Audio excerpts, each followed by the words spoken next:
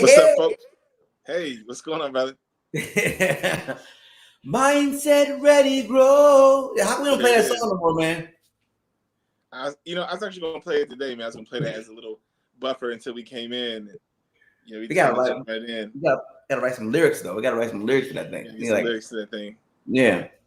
Folks, we want to thank you for joining us today. It's kind of on the spot. You see, I'm at a different location. Rob House is at a different location. We switched it up today. We want to do something different. That might be that something new is coming to you. So make sure that you stay tuned for the whole show. Share this link out to people. Make sure they get a chance to watch it. Today's topic is know your role. And to kind of dig a little deeper in that, it's kind of more so about understanding your worth, but understanding the worth of others as well. That can help us to discern how to best be active in our own on our own feet, but also help other people to stand strong as well, so we can work together as a team. That's kind of what we're going to talk about today: knowing your role, knowing the role of others, and making sure that if we're in a place of leadership, we're delegating properly. But if we're also in a place of where we're serving in a capacity to do that, we understand our role and we fulfill it to the top, to the best of our ability. That's it. And if you don't know your role, it's like, man, if you don't know where you're going, any road will get you there. That's what I heard. And that's not always that good, dude. Not always the best scenario right there. Sometimes that road is bumpy and hard. Dude, bumpy, hard. You guys make it smooth as possible. And then you wind up in a state you didn't even want to be in. Come on. Talking about cities and states, talking about state of mind. You wind up in a state because you've been on the wrong road. Come on, we're gonna get to this. We're gonna get to it. Yeah. So, folks, if you're joining us, send some comments. Just say hello. Drop in from where you are. We've had people watching from all over the world, actually different places on the planet. So, drop a comment in there. Say, hey, I'm coming in from this place. If you got any questions as the show progresses, make sure you feel free to drop those in the comments too. This is a back and forth. It's not just us speaking to you. Good evening. Thanks for joining us. So he must be on the other side of the planet. I'm about to say, let us know where you're from. Caller, where are you from? Where you from? Oh, he done got his mic out. It's serious time. Hey, does it sound different when I get close to it like this? Do I sound better or? You sound straight radio right now. Like it's just no, it's fine. It's this. At 9 p.m. Yeah, it's just straight radio. All right, folks. Darlene is joining us. Hello. Hey, Darlene. Thank you for joining us again. So we're gonna go ahead and start getting into the show. Let me bring up some of these points I had. We always have a little conversation before we have the show. We talk about some of the ideas that we want to share. So in knowing your role, I think one good thing about that, defining your role, defining who you are, is really kind of just getting to a place where you kind of get a chance to know yourself. We talked about this on other shows, spending time with yourself, meditating, praying, kind of becoming self-aware, knowing your strengths, knowing your weaknesses. There's nothing wrong with having weaknesses. All of us have some kind of weaknesses. Some of us have back pain, or we have, we can't sleep, or we have problems, with food, maybe even just digestion or something like that. That doesn't have to be physical. It could be, some people are just really good at math and others aren't really that great at math. Thanks for joining us, Crystal. But, we want to make sure that we identify our weaknesses so that when we see those weaknesses become a strength in others, that's a good person to partner with. So we can help bring that balance to our life. Wouldn't you agree, Rob? Oh, 100%, man. It's the balance. When you understand your strengths, you can work on them. And if you work on those strengths, you flourish in them, you have strengths that someone else doesn't have. And then if you can align yourself with someone who has those other strengths, those things that maybe you don't have, it's an amazing thing. But it all starts with you. It all starts with you knowing you. And the interesting thing about it, the more you begin to understand your own strengths, the more you begin to know how to use them, and the more aware you become on attracting people who have the thing you don't have. There you go. I'll say it again. It's like the more you become more of you, the more you begin to attract the people around you. Hey, Tamar, how you doing? That are going to support you. Like you, Josh. Like I can't do half the stuff you do, man. Like, can't do it. I remember with Can't Fit season, Can't Fit, guys, if you go look it out, go check it out. It's on Amazon Prime. And Can't Fit season, we were coming in on season 5. And like, Didn't have any more camp. Didn't have any more production. That was it. The guy, my man who was doing production, he got called on something, and he had some time, but not that much time. And so I was out there with my camera. I was like bringing in interns. So we were going to just do. And then Joshua, this Joker, just talking about this brother here, Joshua Christos, because of what he knows, he was able to pull things together, organize things, and set things up the way that I just couldn't do it. And so point was, I had a project I was working on. It kind of came to a close of what I can do resource-wise, but the strengths that Joshua had, I didn't have. He brought it, and guess what we were able to do? We were able to continue the show. And that season, Comcast actually flew me out to go, speak to a bunch of schools on a project they were doing. And they wouldn't have seen us, though, if our show wasn't still out. Mm-hmm. Show would have been out if we didn't have production. So the point is, yes, I know my strength. I know what I don't have. Therefore, I'm open to what can be received, and there it became available. Yeah, and knowing that too, and knowing that limitation, saying, hey, this is, to the best of my ability, which, you do pretty good stuff, man. You and your son are working together, doing a lot of stuff. And I think even that stuff that we did, it Can't Fit has ushered in a drive to want to do more and to explore more. And that's what happens when you connect with great people. It starts to rub off on you. Say, hey, I want to take some of that greatness for myself. I like the way they speak. I like the way they handle their business. I like the way they do this. I love their exercise routine. Let me stand with them for a little bit and learn how they do it. And then I can bring some of that back home with me. And that's the power of connectivity, right? So we have to know our roles. Yes, teamwork making the dream work.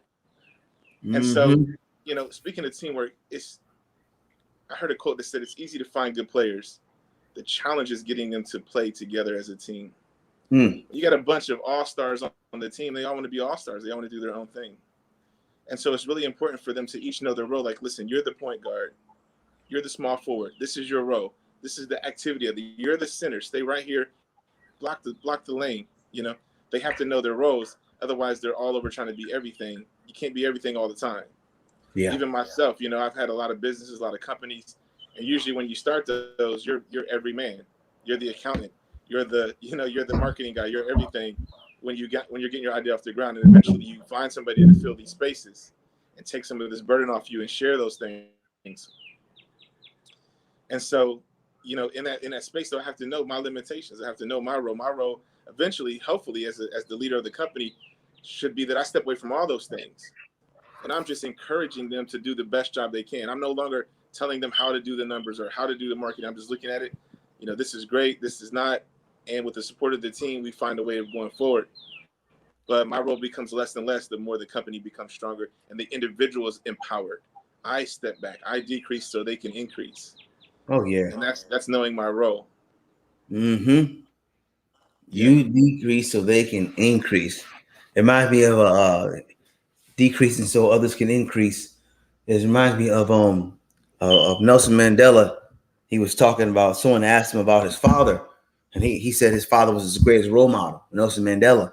And he was telling a story about his father, and he said that his father was a tribal chief, right?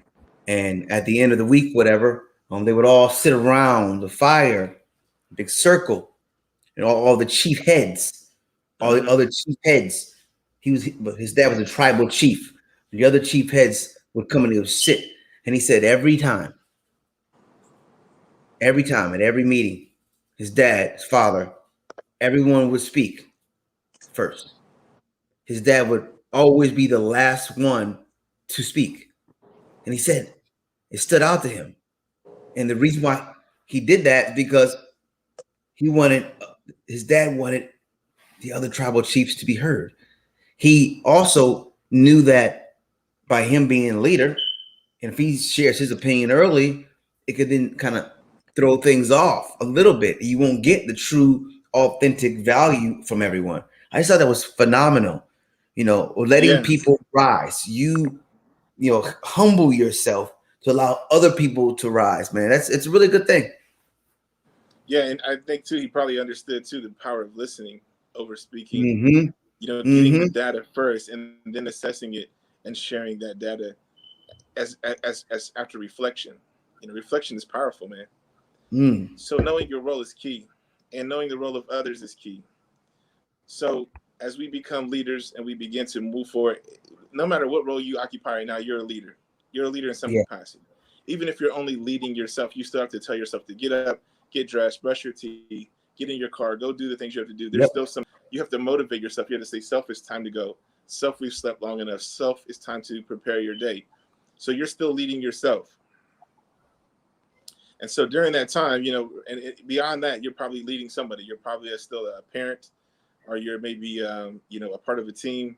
You're somewhere in some place, you're leading a group. You're leading something. So in your leadership role, it's important for you to understand, what you need to get from other folks, not in a selfish way, but in what you need so that you can better understand how to cooperate with them. And Right. that's a great word, is cooperate. So we're functioning, we're operating, we're moving. And think of it like this. Your car has 4 wheels. They all have to turn in the same direction. They have to turn at the same speeds. If they don't, say, for example, on an icy road, you lock up your front brakes, the back wheels are still spinning, you're going to find yourself shifting and sliding to one side. Which way I'm going this way. You're sliding to one side because they're not working in tandem. They're not co-operating. And that's what we need to find our function, is that if I, as the leader, how am I co-functioning with others? How am I co-operating? How is the thing that I'm doing, making this other person perform in a certain manner better, hopefully better, and how is what they're doing helping me to perform in a better way? Cooperating. And we can't do that if we don't know our roles, if we don't know that, hey, we're wheels, we're all going forward, we're all going at this speed. They each have to know that. And if you're not too big on cars, there's actually a gearbox, there's a sync box that keeps the wheels turning and things like that. But there's machinery that does that. But that's kind of like the chief of the group. It's telling them, hey, you go this way, you go that way. Even though I told the left tire spin forward at 60 miles an hour, I told the right tire an individual instruction, they didn't know they're still working together. They got separate instructions. You know what I mean? Yeah. Very interesting. Very interesting. And so in doing so, understanding those components, understanding those parts of the system. So let's take, a family, for example. I'm a husband, I'm a father. And so I have to communicate properly with my wife to say, this is the speed that we need to move at. This is the direction that we're going in. I might not speak to the children. I might leave that to her to do because I'm going to go take care of something else. I've already delivered the instructions. It's no longer housed only by me. I've shared it. There's another vessel containing that information. So now I can say, you go share that information. I'm going to go do something else. That's really powerful, folks. If you catch that, watch this. If you guys are at all, maybe if you've been to college or if you go to church or anything like that, where there's an organization, it always starts with one person ahead. The professor teaches the students. The students go to study groups. They talk about it. Let's take the prophet, any prophet, Muhammad, whoever, they spoke something, it went to the people, this people spread the word, it went forward. And see, that's all you really need to do as a good leader, is saying, I know that there's people who are capable of doing this.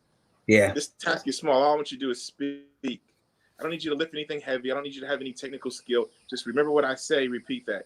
We're going to go this way at this speed for this duration.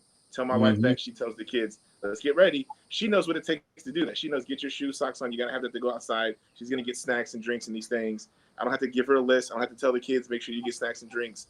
And see, sometimes we micromanage. We want to tell the person who's in control, say my wife, and I also want to tell the kids the same instructions.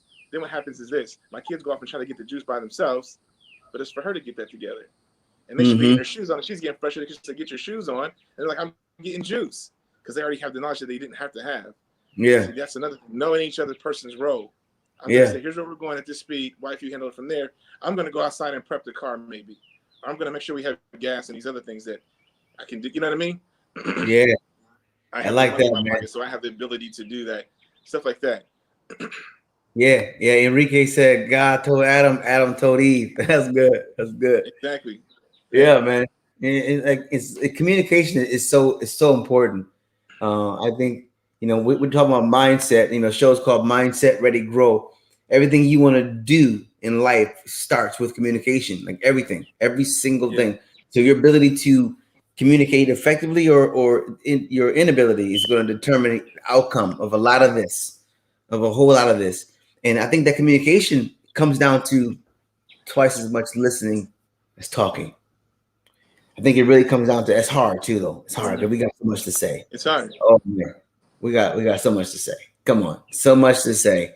But it's the listening that allows you to be able to say the right things, right? And real listening allows you to be able to see what you need. Is real listening affects both of these.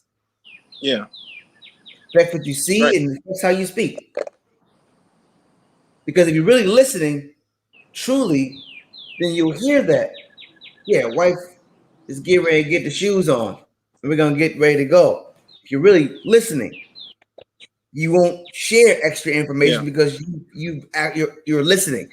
But if you're only on your own agenda, whether it's at home or at work or wherever you may be, there's gonna be a lot of disconnects and miscommunications. You feel me? No, I do, and that's the problem too. I think is that oftentimes we have this information and we share it with everybody. Everybody, there's no exclusivity, and so people who don't need the information get it, and then they go take off and run with that. Is the example with the kids. If you're in a corporation, you tell everybody, we're we had low profits this year, and we're going to sell off part of our organization. That can lead people who don't need to worry about it to panic. The middle management are the everyday employees. That's why it's just a closed group discussion. It's the CEO, CFO, these people. They talk about it and say, how can we fix this? How can we come out of this? Before we tell anybody, hey, we had a bad quarter. They don't need to know that. And so we have to be mindful of that. And again, that comes back to just knowing your role. But another point I want to make about knowing your role, and this is something to take note of, is this: setting proper boundaries. Okay, now we're getting tactical here, ladies and gentlemen. Yeah, setting proper boundaries. And what I mean by that is this: a lot of, again, talking about telling things that we shouldn't share, information that shouldn't be shared to the wrong person, but also knowing there's a limitation on that information that we share. Like, so they might need to know this data, but they only need to know so much of the data. So what I mean by that is you can say, here are the figures of this month's shipment orders. I don't need to let you know what happened 2 months ago. That's not relevant to today. Even though you're in control of shipments, you're in control of our shipping and coming and goings, or what's coming in and what's going out. What's it called? I can't think of that terminology right now. But you're in the process of that. You're in charge of that. But right now, all I need you to focus on is this month. To my inventory control, yeah, something like that. Or even like, say, my secretary, she's looking at the meetings that I have for today and maybe the rest of the week. But even though I have something on the schedule for July, she's not focusing on that because I don't need to focus on that. She's saying, just focus on today. Here's all your stuff for today. Close the business today. She's going to say, here's tomorrow and here's Friday, just to give me a glimpse at it. But she's going to stay focused on Thursday when Thursday arrives. Right. So we set those boundaries. I say, don't keep pushing me about Friday. I got to stay focused on Thursday. So we stay here. We have those boundaries, setting proper boundaries. You can have the car, son. You're 16 now. You can take a drive, but you can only go 30 miles away. And my car is a smart car, so it tells me if they go past 60 miles an hour. All this other stuff, right? So don't go past 60 miles an hour. Keep it safe and do these things. Yeah, you born in the 21st century, baby. Right, you can't get away with much in the 21st century. Yeah, he's slick too. He tried to turn off his iPhone. I can't track him, but the car tracks me. Like, I see where you at. I see the car. I know where you at, boy. You turn your phone off. My phone died. I know but your car didn't. I know where you are. Yeah, I know you. Setting proper boundaries, though, right? We need to do that. That's part of knowing your role, right? So there's places that I go that my wife doesn't go into, and there's things that she does that I don't go into. And it doesn't have to be this same old, like, okay, she cooks meals and stuff. I cook, I'll go to the grocery store. So, not like those type of limitations. Like, I know guys that's like, look in the fridge and it's full of food. And they're like, there's nothing to eat in here. Honey, can you cook? They put a boundary in their mind saying she's the one that prepares meals instead of expanding themselves to say, I can take on a little more, help out the family. Maybe she's not cooked because she's still managing something she has to do that's on her plate. Maybe she's taking on a role that she shouldn't have. It's supposed to be my role. And I dropped the ball on that, she's picked it up. And see, that's why we have to have these boundaries to say, I got that. Because in my household, me and my wife both are go-getters. So if we see anything that's still left on the table, we go and get it. And if I drop the ball, she's quick to pick it up. But sometimes I'm like, hey, I got that. I was just a little delayed on that, but I got that. The same way. Knowing our role is key, because not that she won't do a good job, but maybe it's something that, I just needed a moment on it before I went towards it. and I was just waiting, and she's anxious, and it wasn't the season, it wasn't the time. So we have to make sure we know our roles and stay to those boundaries. That's good, man. Know your role. Did we already get these? You see, they need to know what will affect them and their ability to act. Yeah, It's very key. For sure. What's going on, everybody? Thank you for tuning in wherever you are. Facebook, LinkedIn, YouTube, Stitch, or Twitch. What's the other one, man? We got Twitch. Yeah, we're on LinkedIn, Facebook, Twitter, Periscope, and Twitch. Periscope, YouTube. Yeah. So wherever you are, let us know where you are. What country, state you're in, but not just what state you're in. What state of mind? Mind state. Mind state. Because this is Mindset Ready Grow. Today we're talking about knowing your role, and so what we want to kind of hone in now on this next phase, I say, is let's say we got folks right in our life, but we've given them a place that they shouldn't occupy. So we didn't know really their role and our role. And a good example of that is, let's say, couples. Sometimes they find somebody, they come after a streak of being lonely or whatever it is. They feel like there's a void missing. Maybe they're just struggling in life period. Somebody comes along with a little extra capital. I know a lot of people who dated somebody just because they had a little bit of money, thought it was going to make their life a little easier. And so, Rob's playing with the buttons, man. Stop playing with the buttons. There you go. Hey, there he is. But so they occupy a space. Let me see how I get this to go. This way. Yeah, there we go. Yeah. So we've given somebody a space in our life that they shouldn't really have, because we thought, hey, this person has a little bit more income. I like them. They're kind of cool. I'll date them. Maybe they'll make my life easier. I'm just really lonely. They're willing to tolerate me. I'm gonna let them into my life and give them that space. And then it turns out that relationship just really wasn't something that was good for you. Maybe the relationship itself was just too small for where you were going, but you quickly let that come into you, and it made you confined. It held you hostage. It made things tight on you. It doesn't have to actually be a romantic relationship. It could be a business relationship. You went into something because you're looking for work and you just take the job, and then you're stuck because it's giving you a paycheck and it's paying the bills every week. And you're now worried that if you leave it, you might not find another job in time. So you just stay there. 2, 3, 4 years passes in a job that you don't like, but the money is good. And so what happens is we really cheated ourselves because we didn't really know our role. Yep. We didn't really know where we stood and who we were. And so we given over this power and this authority to somebody else or something else, rather it be money, rather it be this, again, a relationship, or even just that business that we went into. And so it's very important to know who we are, know what we're capable of, know our value and our worth. Just because you need money today doesn't mean that you need to take this job because they're offering you money today. Just because food's on the table doesn't mean it's time to eat. Sometimes you gotta let it cool off. Sometimes you gotta step back. Sometimes there's more to come. That's just the salad. Wait, we got more coming. We got the soup, we got the steak and potatoes, we got more coming. And then there's dessert. You get in there and eat, go away, you might get kicked off of the table. So understanding your real value, knowing it's okay to wait sometimes, knowing everything is not for you to just quickly bring into your situation. I don't know what's on my camera. I feel like I'm out of frame. There we go. I'm just trying to get some amens. Left. Get some amens out there. Well, he said just went through that. Exactly. Yeah. And when you do, that's a terrible thing to have to go through, because then there's a period of readjusting. You find sometimes that you fall back further than you was when you started the process, whether it's the relationship or the job or whatever. And then that time that you went through that was a waste of time, and you're behind where you started. So you got to climb back up to that space just to get back to zero, to then start fresh again. And it starts with us knowing our worth, knowing our role, knowing who we are. People got crazy degrees out there, MBAs and all these things, and they're taking jobs as a manager at Chick-fil-A, all because Chick-fil-A said, hey, you can get 3 promotions, and then 3 promotions, you'll have $100,000 salary, or 6-figure salary. That sounds great. I'm chasing the money. You don't know what that requires. You don't know what that means to you. You know what I mean? You don't know what that really is going to take from your life. And so, we have to know our role, know our worth, know our value. What do you think about that, Rob? Listen, knowing your worth, knowing your value. Look, we teach people how to treat us. Yeah. You know what I mean? We literally teach people how to treat us. So If you don't know what your value is, then you're going to take whatever someone else says your value is. Or if you don't know what your value is, you're going to settle quickly. You'll be very quick to settle. Um, so it's important to understand, what you're worth, and I think you got to tell yourself that. I think you need Yeah. to verbalize it. There's something about when you say something and what it does to you.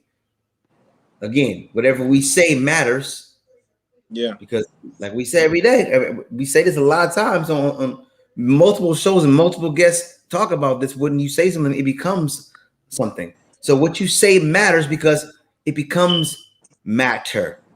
It becomes a cell. And when you speak it, it becomes a cell that can be seen with an instrument.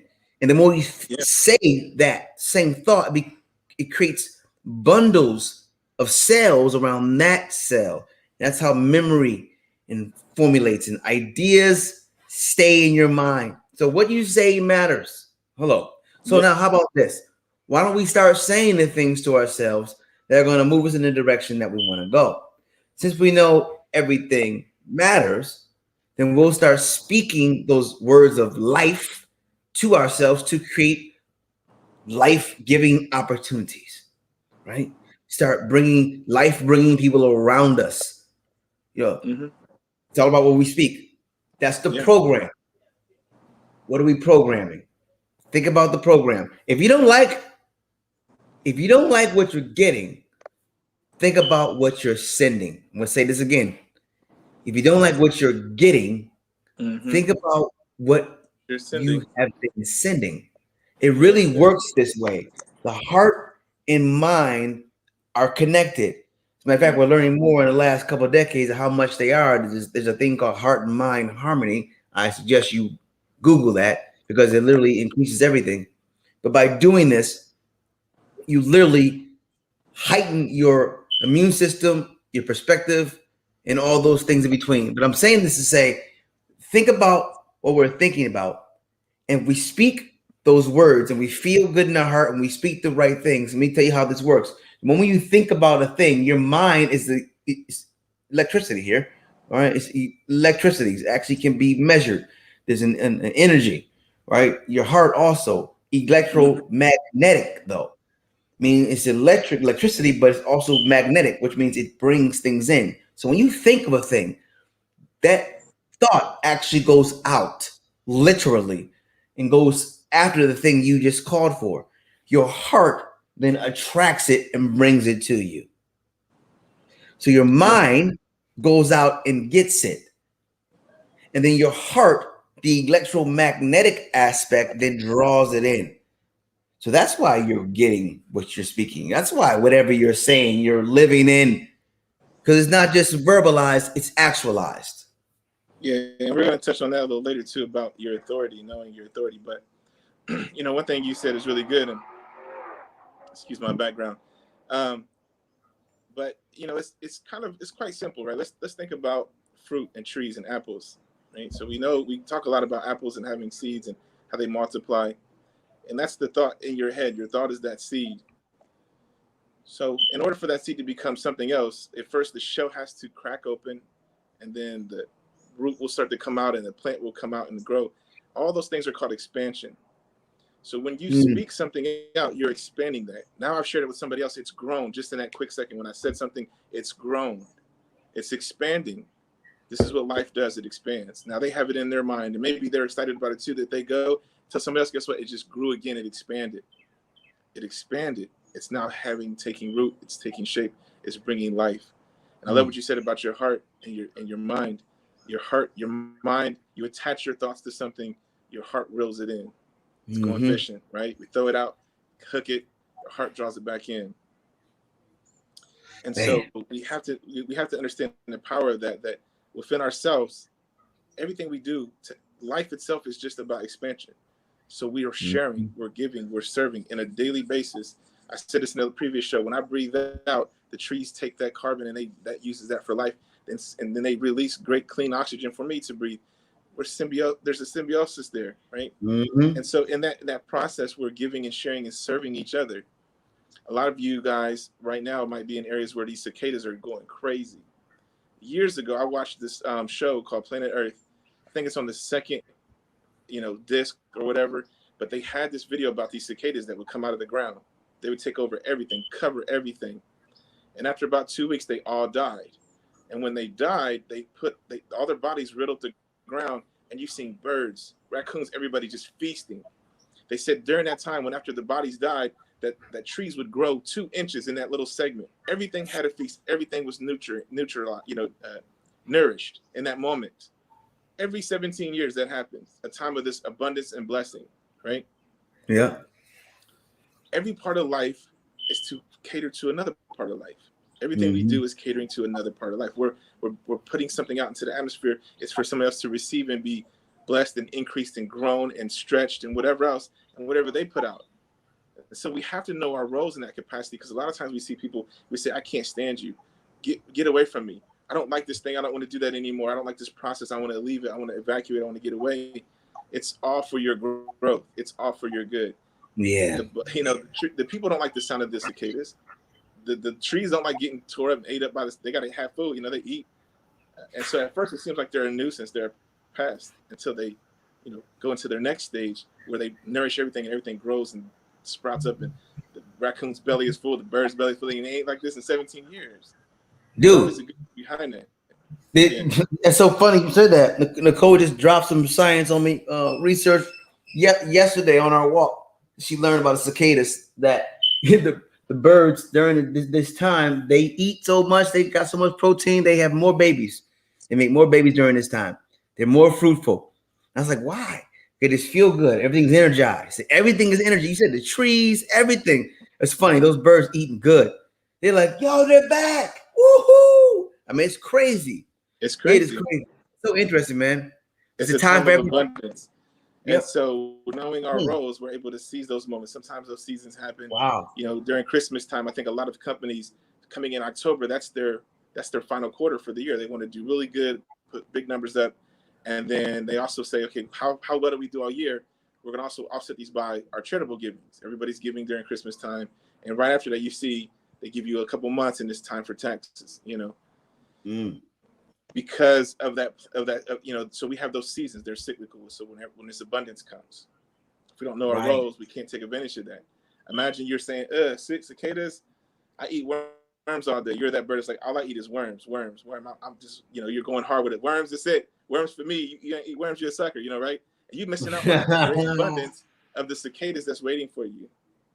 Right. Because you're not knowing your role, or you're picky, or you're particular, or you have shunned the rest of the group. They want to eat cicadas because you think they're nasty and foul. Gross, get away from me. And meanwhile, they're having more babies. Everything's changing. The tree that they lived in went up two more inches. They can now see higher from their perch. Like, you missed all those things because they got elevated and you stayed the same because you didn't know your role. You didn't know the worth of these other people.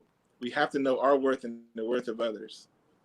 Got to. I think that's a great way to segue into now understanding your authority. So if we know our real worth, we know our real value, then we understand our worth and our power and our authority. We don't have to take everything that comes our way. We don't have to do things just because they're here. Like I said, it's because there's food on the table doesn't mean it's time to eat. Wait and see what's being prepared fully for you. Having that patience, that discernment, right?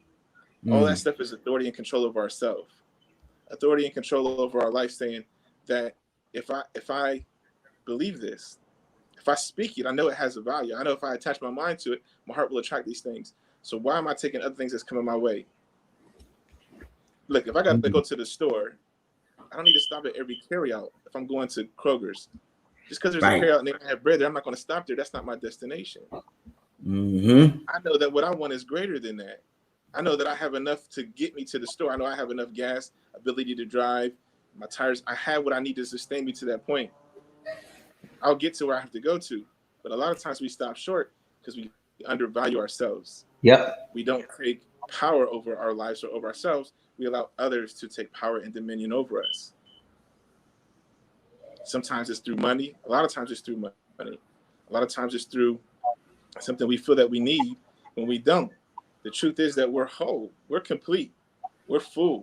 We have everything we need to do to make it through today until tomorrow. But a lot of times we say, I'm willing to give up whatever this is, my peace, my even my safety. Sometimes Oh we risk our man. health and our life to gain something that we think is good for us. It's a temporary solution, not a permanent fix. Yeah. Right. Yep. And that's because we don't know our worth. We don't know our roles. We don't know how we operate on this planet. How do you get to know your worth? I don't want to get into any type of preaching, but I could go a little deeper on it. To know who you are, your value, and what you are, and how you exist on this planet, it's very key. And I can tell you this: self-worth. Yeah. Self-worth, ability, your capabilities. Other people might have tried to diminish you and bring you down. That's only because they saw the power in you and they wanted to try to make themselves even with you. You know, I said to my son the other day, we were talking about stuff, and he was talking about his past and going to high school, middle school, and the kids that were bothering him and stuff. And I said, you know, and he still has like a little something about that. He's still holding on to something. I said, listen, if it's not pushing you forward, why is it holding you back? Let that stuff go. If it's not propelling you forward, if it's not taking you to the next step, then don't let it hold you back. Yep. If somebody said something negative about you, somebody tried to bring you down, demean you, said you're incapable, don't let that stop you, because they were lying to you. They just couldn't see you for who you were. And I want you to understand that too. A lot of people don't see us for who we are. But when somebody sees you for who you are and they find the value in you, guess what they're going to do? They're going to make room in their life for you. They're going to see the value and want to have that, bring that in. If you found a big old goat nugget on the ground, you're not going to be like, I don't got no pockets for that. You're going to find a way to transport that thing home. You found something of value, you're going to find a way to take it home. Yep. Same thing. People can see you. People who really, truly see you. What they said, I don't need somebody to,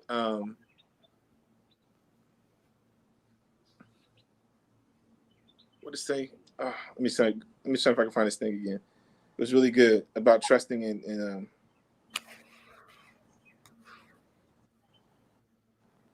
trust, man. Are you looking for it? I'll talk about it. You don't need someone to complete you don't need anyone to complete you.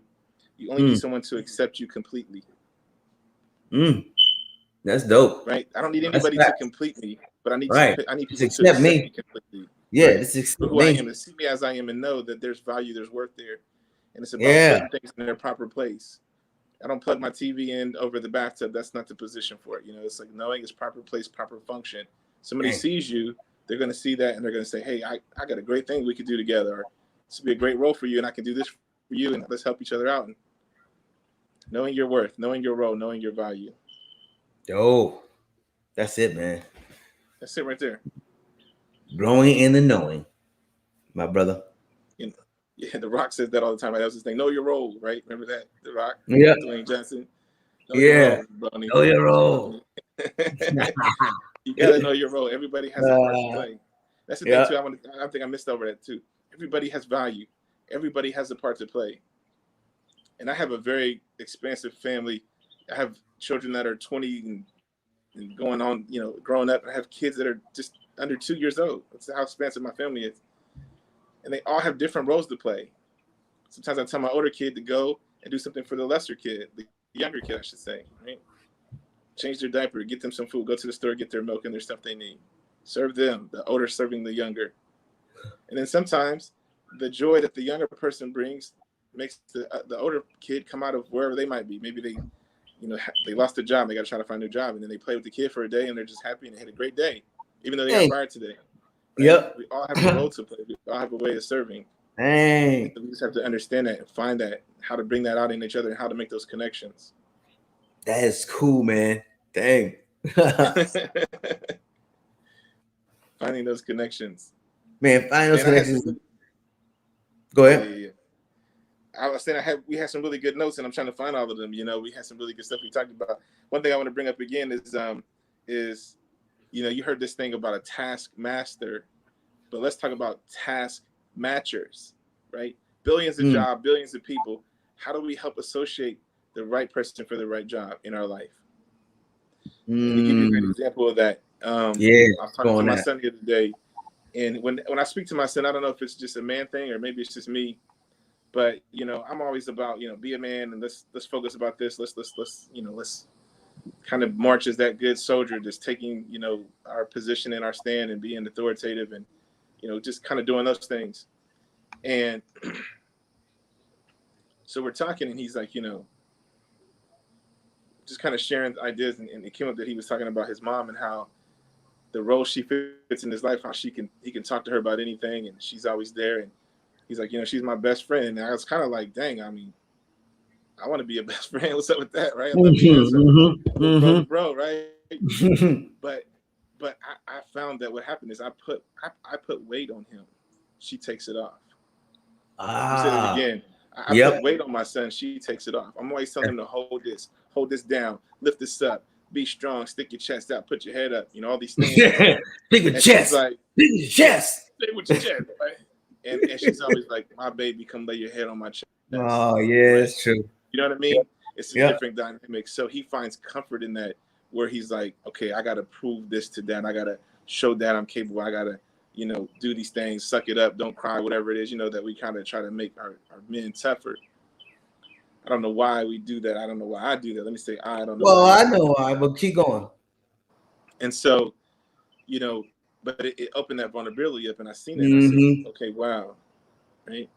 Task matchers, billion people, billions job. How do we match those things up? And so it's so key that my wife has that role in there. Because what if she was the same like me? What if she was like, boy, stop crying, toughen up, this and that? He would have had nobody to go to comfort. He would have probably been holding in all the things when he felt like he failed mom or failed dad, and nobody to say, I failed you, to say, no, you didn't, baby. Just keep it going. Your daddy's proud of you, even though he might have said something otherwise. And then she come to me and say, hey, he's hurt by that. I go there and say, son, man, I love you, man. You're doing a great job. I didn't mean it that way. You know what I mean? And just lift him up again. Yeah. So we need those different dynamics, right? We need to have those job delegations. We need to have those different roles. So speak on that, Rob, about different delegations, different roles, knowing those roles, because even knowing our role, how do we fit into our family, our work, our job? How do we identify those tasks and delegate those things out in our life? Well, I think it really comes down to being present. I mean, it's going to come down to being present 100%. Because you got to be there where you are to really analyze each scenario for what it is, each relationship for the value it has and what it brings, and the purpose of the moment that you're in. So obviously, each moment is customized to each individual that's there, right? But I think if you have a goal, if you can get aligned and have an alignment on an outcome, you definitely can then begin to understand who fits where. Having a clear goal is the number one, and understanding what that outcome is. And if everyone's aligned on that, then it starts to kind of organically work itself out. It will take some leadership to position everyone, primarily. But the goal, man, are we all focused on the goal? Are we all in agreement on the goal? That's a good start. And that's what we do. It works sometimes.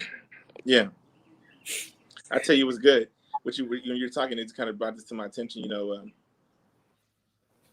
I thought you were going to say it. Actually, I thought you were going to say, do we all agree? Right? We have to agree. I have to agree with myself that this is my role. Nobody can convince me. I don't need anybody to convince me. If I wake up tomorrow and say, you know what, I think I'm supposed to go and pastor a church in Alabama. If I believe it, who's going to stop me? I'm going to believe it and go do it. You know what I mean? Yep. So believing myself. But if somebody says to you, you're supposed to go here and you're supposed to be working as a dishwasher. And I say, no, I'm not. I'm never going to be a dishwasher. Never knowing that I'm supposed to go wash dishes, and then find out that the restaurant is owned by Elon Musk. And he's like, who is doing these dishes this good? I've never seen them be so clean. Can you come work for me at my house? Next thing you know, he's like, man, you're actually really smart. You shouldn't be washing dishes. Come work. You know what I mean? Like, yeah, you never know. But somebody never know, who you are. And you should never look for somebody to convince you of who you are. You should know who you are. And so the next role is that once I know who I am, I have to know who everybody else around me is. And then we have to all agree. So in the role of my family, I say, I'm the dad. Yes, you're the dad. I'm the husband. Yes, you're the husband. My wife will call shots, but I was gonna say, at times I have a right to veto. And so I can say, listen, I think we really we got to do this, honey. This is the way I'm going. If she knows I'm serious, this is where we're going. She knows to say, you know what? Okay, I trust your husband. We're going to go that way. Doesn't mean she doesn't have input a lot of times. She has input quite often, but we understand our roles and we agree that that's the role. Yeah. And not so much that she can say, you messed up. We all did this. It's your fault. We don't do that. We don't play that blame game. We say, this is the role. Yeah. This is the role. Good. My role was to just support you in that. My role is to keep watching. If I see that it's going sideways, my wife might say, hey, honey, this doesn't look like the way we went the last time. Are you sure this is the right directions? Yeah. And then I'll defer and say, well, go ahead and Google it again. Make sure I'm correct, honey. Keep me on track. Make sure I'm on point. That's her job. Make sure I'm on point. And while we're driving, to this destination in that role. Right. So knowing our roles, but being convinced of that, and then agreeing as well. And my children know this is where they are. And even though sometimes they don't like what dad says, they know that their role is not to try to overstand dad or go and circumvent dad. And that's when they were little and they got on punishment and stuff like that. It wasn't that I was trying to penalize them or hurt them. It's simply that we had to know each other's roles, but we had to honor those roles, respect each other, and agree that this is how we're going to operate so we can all function for our best life and our best self. We're a team. And if they go off and do their own thing, they're missing the team and knowing I'm here to govern you, cover you, to keep you, protect you, all these different things. It's good. So knowing the roles of others and then everybody agreeing. Yes, you're the president. I'm the vice president. I know what you got. I know what I'm doing. I'm not going to step in that arena at all. I'm not going to try to take on marketing. That's not my job. I'm not the CEO. I'm not the head of marketing. I'm the CEO. You know what I mean? Knowing those roles, that goes with the boundaries and so on and forth. It's big. It's big. It's really big. And I think too many times we don't know our roles. So we can go into one group and we'll change how we are. One person enters the group and we change how we are because we're trying to impress that person or we're trying to get their attention. And now we're not agreeing with ourselves. And then we find the group saying, wait a second, you just changed up really quickly. You was all happy, funny, jokey. Now you're trying to be serious business. Who are you? Do you know who you are? Who are you being right now? And so this is a great transition to our next phase. I'm going to give you guys something to think about, something to maybe Google and research later. It's called transactional analysis. Basically, who are you being at this moment? It's a part of knowing yourself and knowing your role. And if you know about this, you know about this. But a lot of folks that don't know about this, what transactional analysis is saying that at any given time, whenever we're interacting with someone, communication or whatever, there's an exchange. There's a transaction happening. And so we're analyzing that transaction of what is that transaction is taking place. And so we come from three different places is what this theory promotes. We're coming from either a parent mind state, ego mind state, or we're coming from an adult mind state, or we're coming from a childlike mind state. And to give you an example, the parenting has like two sides to it. It has a protective side to it, and it has a controlling side. Those are very different, protecting and controlling. And so it could be, let's say you're going to amusement park, Disney World, and you're saying, hey, we're not going to get on that ride. It looks too dangerous. Oh, we're not going to stand too close to the edge of the roller coaster. You can fall over. I don't want to go down the water slide. It's like you can jump off the water slide. That's being protective. It has a little bit of controlling in there, but it's not controlling. The controlling parent is more so like, we're going to go here at 8 o'clock, 8:15. We're going to be here at 9 o'clock. We're all meeting back for lunch, and we're doing this. And you set the schedule and the tone for everybody. So that's the control parenting side. But we're coming from a parenting state where we're overseeing and we're trying to overshadow, the rest of the group or whatever. Then there's an adult conversation. There's an adult ego where we have these conversations that are just more of an exchange. So I'm sharing my ideas, you're sharing your ideas. We're both growing together. We're on equal playing fronts, and we're giving mutual respect. Nobody's, trying to overstand or trying to tell somebody what to do. It's just, and you can have that even in an argument. You can have an adult conversation as it's an argument, so to speak, where you say, my perspective and point of view is that, it's better to go on vacation during these months because the weather is still warm, but it's not too hot. And they say, I agree with you there. But I kind of like it sometimes when it's warm and there's less chance for rain and so on. We're just sharing ideas and say, you know what? I can see the balance there. Let's do this month then. And we come to terms. Those are adult conversations. Then there's the child conversation, the child ego state. And the child ego state is more so where we're maybe laughy, jokey, playful. So we might make jokes and be like, oh, look at this guy with them shoes on. Look like he borrowed them from Ronald McDonald. We got clowns. We're clowning and making jokes. That's a child state. And we could do that as an adult person in an adult body and an adult mindset. As parents, we can clown and laugh and joke at each other. And even sometimes our kids, my kid came in and he had done something and I just, made a joke about what he had done. He got into he's like 8 months. He got into his diaper and got it all over the wall. And I made some jokes about it. I reverted to a childlike state. Another example of that, though, is let's use my kids again, because I spend a lot of time with them, so I have a lot of things to say about them. But, let's say my kid is in the back and one of my daughters are just crying and whining and screaming and crying and whining and screaming and crying. And I'm trying to work and I'm focused and I'm intense on the job I'm doing. And I turn and I say, didn't I tell you to be quiet? Get in your room and shut up. I'm trying to do this, right? And I start yelling back. I'm mimicking her. I'm copying her behavior. She's loud and screaming. I'm loud and screaming. I'm behaving the same as her. I'm behaving and responding in a childlike manner. And when I do that, she's not going to respond back to me as an adult because I respond to her as a child. She's not going to see my authority. She's not going to see and know who I am. She's going to say, we're both acting the same way. I'm going to keep it moving. But if I go to her as an adult and say, honey, what's wrong? Why are you screaming? What do you need? Now I'm talking to her as an adult, and she's a child, and she's going to try to relate back. Her subconscious is going to say, wait, we're on a different pattern here. I can also go to her as a parent and be a protector or control and say, listen, I need you to calm down. I want you to go in your room. You're going to sit here. I'm going to turn this TV on. You're going to watch the show. Here's your juice. Be quiet. That's still now I've moved to parenting and I'm authority. I didn't try to reason with her and find out what was there and be an equal partner with her as an adult level. I took parenting. I went to the parenting level and asserted my control, right? So in every situation of how we interact with people, we need to be mindful of, am I coming at them as a parent? Am I at my company trying to tell people what to do? Am I trying to protect my baby, my company? So I'm corralling everybody into different sections and I'm limiting them off and I'm micromanaging. I'm doing all these things because I'm trying to do that. I'm controlling. I'm protecting my baby. Or am I talking with them as adults and we're rationalizing and we're coming to agreements and terms and we all leave happy and peaceful and we're all motivated to do the great job? Or are we all just taking it as it's nothing and we're laughing and joking and clowning, meaning while our cells are down, my team's not motivated because I'm too friendly, I'm too jokey, laughy, and wanting them to like me, or so to speak, right? You have to be aware of who we are. Who are we being today? What is my role and what am I doing? What's your thoughts on transactional analysis, Rob? Man, you kind of said it all, dude. I mean, it's good. Kind of like, I mean, that's where it is. I don't want to bring any more thoughts into that idea. I think people should just kind of conceptualize what you said. What would you say? What would you say the number one things people can think about in regards to that? Just be mindful of our words, our thoughts, right? Because it starts with our thoughts, and then we speak it, and then there's expansion. As soon as we speak, there's expansion. There's growth. There's some kind of life taking shape. So that kind of goes back to the neuroscience again. That kind of goes to the neuroscience. When you think about something, it becomes a cell in your head. Yeah. It actually expands. There's an expand. Whatever you think about expands, literally, technically, physically, biochemically, even quantumly.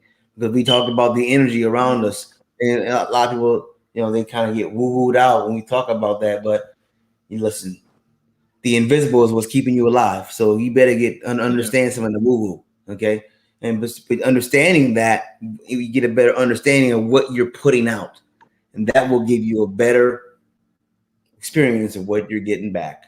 The end. Yeah, be mindful definitely of what you're putting out, because regardless of how you might diminish it, you think it's nothing.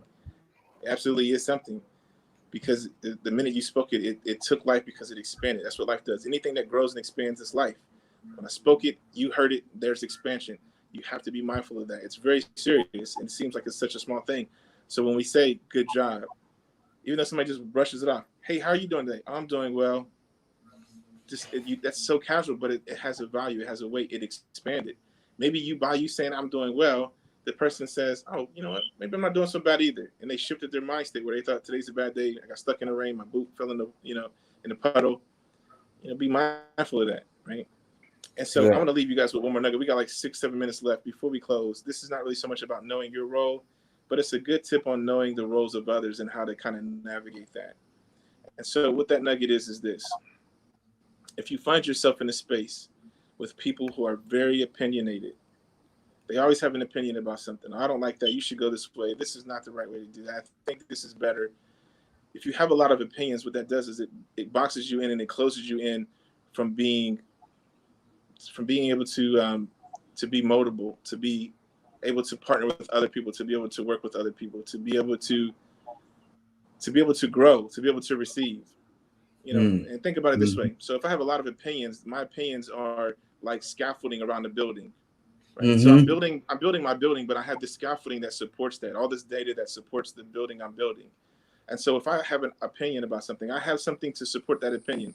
I say, I don't like this because. It usually follows with because. I don't like that. It does this. There's always something that supports that. So if I come to you with some new information, I have to then I'm challenging you to come out of the building you built, go through the scaffolding. I got to try to get that information through the scaffolding. You have to try to bring it in and then add it to the building. It's a lot of work that a lot of people can't do. They can't do the work to get past that opinion. They can't do the work to get past the Yeah. scaffolding. So it's Yeah. going to be very challenging to try to work with them or lead them or try to get them to kind of go. And even ourselves, and for that person, we're blocking ourselves in. We're behind the scaffolding, and we can't really do the relationship we need to, because we need to give and receive. It needs to Right. flow freely. But if I tear down the scaffolding, I stop having so many opinions, and I'm just open to what I could receive, to what's the possibilities of something. When somebody says, I don't like that because of this, you're like, that's a great point. Let me consider that. Oh wow, I never thought of it that way. Or you may still hold the same concept you had, but at least you were able to receive that and say, okay, I received it. I understand where you are. So going forward, I'm going to know that's where you are. I'm not going to try to force you to convert to my stance.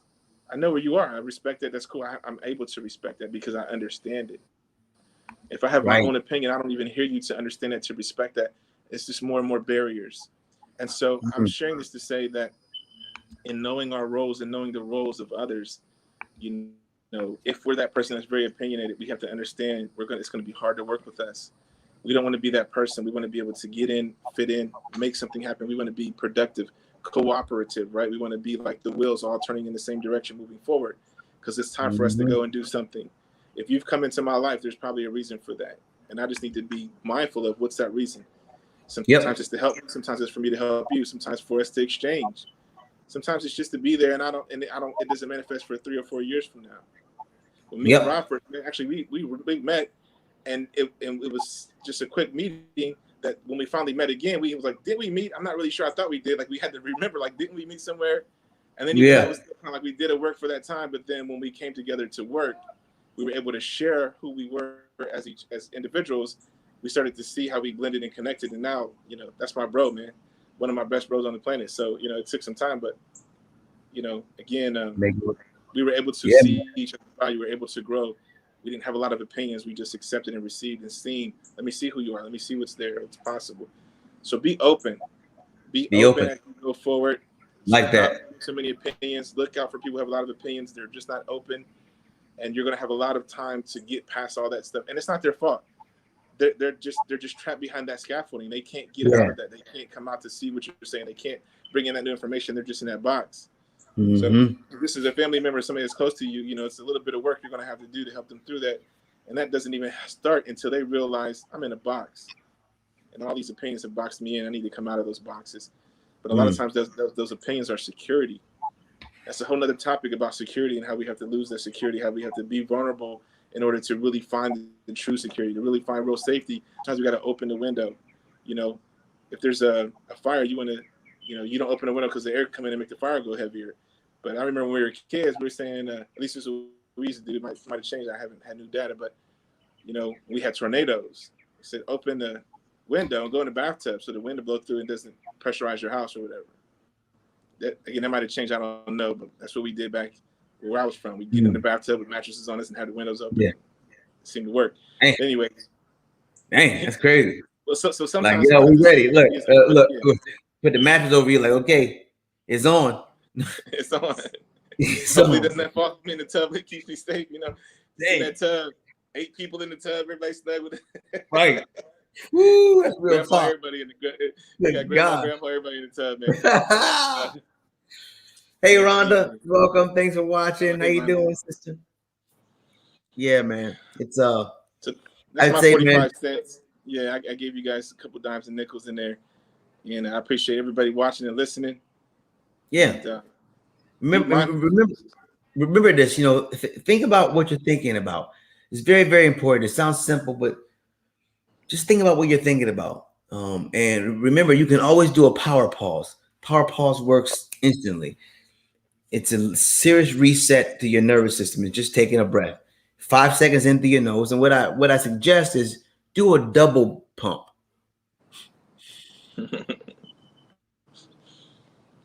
And then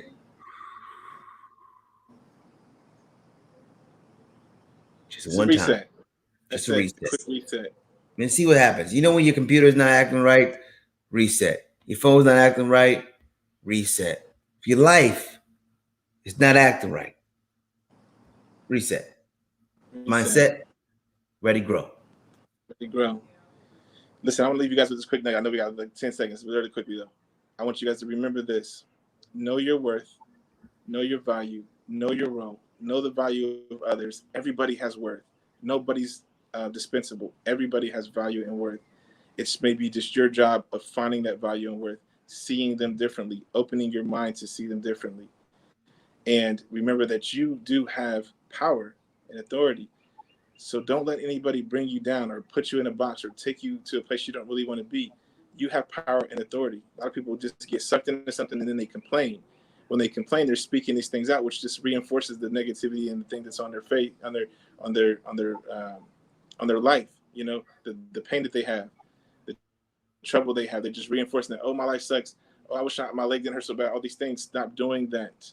You have power. You power. Absolutely have power. And so you are the person you are because of the thoughts you've had. You dress the way you dress because of the thoughts you had. You speak the way you speak. You eat the way you eat. The persons that are connected to you are because of the thoughts you had. Mind your thoughts. Get your mindset ready to grow. Until next time, folks. Yeah, share this link out. Make sure you guys watch it from the beginning if you just joined us. We'll see you next Wednesday. This is your midday motivation. Wednesdays at 1. Thanks for watching us. We'll see you next week. Be well.